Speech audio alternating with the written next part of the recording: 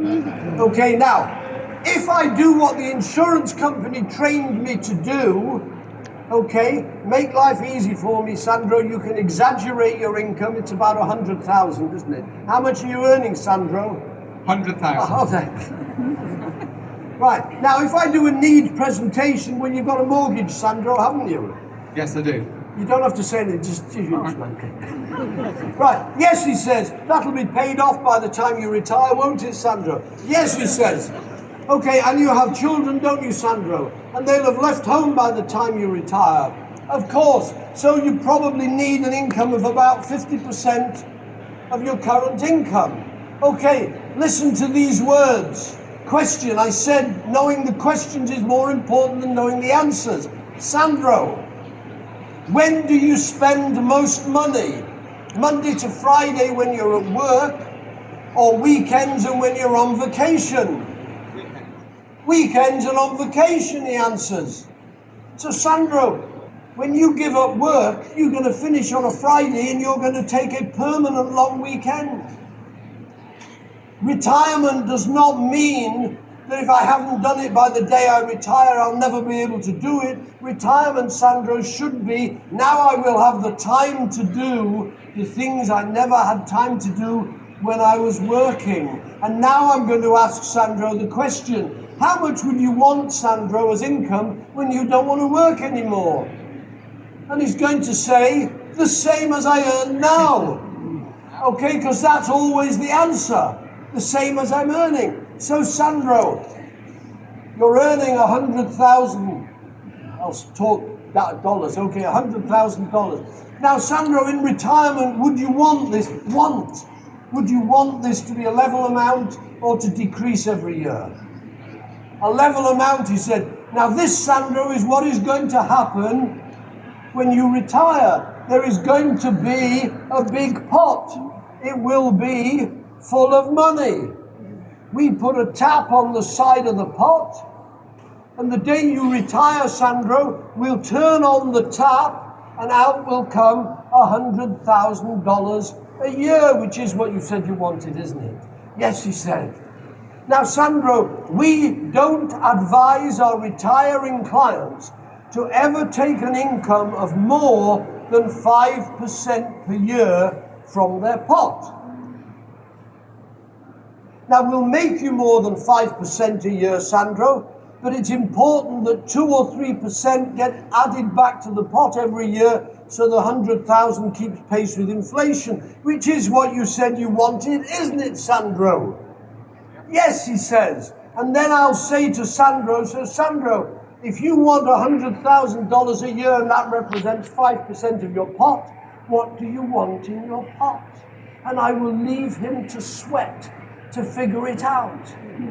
And the amount is? 100,000. If 100,000 represents? Very good. 2 million. Okay. And my next question is, Sandro, where is this 2 million going to come from? And I've only ever received 2 answers to this question. One answer will be, I don't know, in which case I'll say, well, if we could come up with some ideas or suggestions, would you like to take a look? Yes, he says. The even better answer is, I don't know, do you have any suggestions? In which case I'm in a closing presentation before we've moved on. Does this make sense? It doesn't matter about the complexity of the product. It's the simplicity of it that gets the point home. That's exactly the same for protection. You're earning $100,000 a year, Sandro. What do you want as income for your family when you don't want to work anymore? At the event of your untimely death. 100,000, exactly the same. The only difference is I'd say, we have an appointment tomorrow, Sandro, with your widow. The question she's going to ask me is there enough money? And I do exactly the same diagram and it works just as well. Okay. All right, now, another couple of questions. How do we get to business owners? Okay, the way to get to business owners is very simple. 2 questions. Tell me, how did you build your business to where it is today? It doesn't matter how modest the business is. Do you think a business owner goes home every day and his wife says, "Tell me, darling, what success did you have today?" Of course not. The only people who ever are interested are us. Ask the question. It's the first time your business owning prospect has ever been invited to tell his success story. After about 40 minutes, they'll stop talking. And then we ask the second question, where do you want your business to go in the future? And this is where we will find the sale, in helping them achieve their goals. Okay. Hang on, we finish at 12:30, Sandro. What? Most business owners have a facility from the bank. Yes. Okay? They'll say, well, yes, I do. Ask, how many times did you sign for it? They'll say, what do you mean? Well, you signed once, didn't you, when your business guaranteed the loan? They'll say, yeah. And you signed a second time when you personally guaranteed it. 99% of all business owners have to give a personal guarantee to the bank. They'll say, yes, the bank insisted. Do you realize what you've done? When you signed the personal guarantee, you removed your family from being your beneficiaries, Yes. and you replaced them with the bank. Yes. No loan, no debt should ever last longer than the man who makes it, or the woman who makes it. Ask them a question. Imagine the reading the will.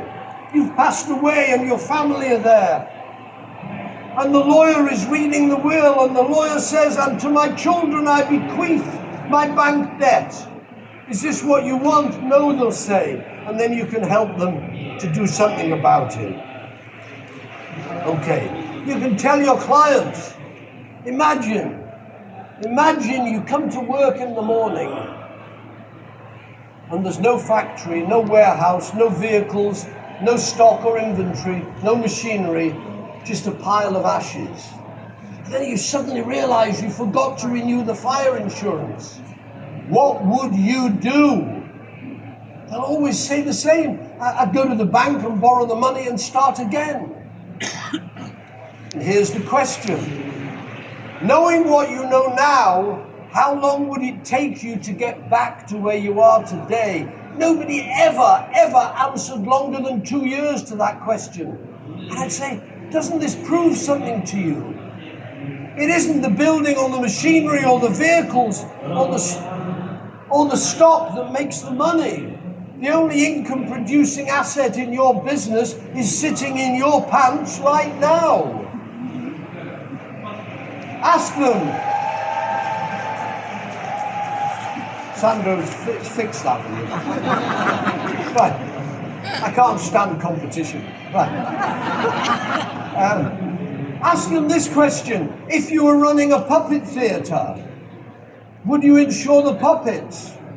Or would you insure the person who pulls the strings? And it starts to make sense to the clients or the prospects. Okay. Right, and if you have a state tax in your country, here's a simple question. Do you ever make political donations? And they may say yes, or they may say no. In my country, our estate tax is 40%. How would you like to make a political donation of 40% of everything you own, and you don't get to choose which party it goes to? It goes to the party in power at the time of your death. Or you can do something about it. Okay. All right. Okay, any questions? And then I want to close by saying a few things about the foundation. Does anybody here have a question? There are no questions. Tony, we're going to do Q&A at the end. So, we are, yeah. Are we? Okay. I just want to say a couple of things about the foundation. I had an experience, this goes back a long time. We opened a new office and we were 20 years of age as an agency, and I persuaded my partners that we should make a donation to the local children's hospital, and they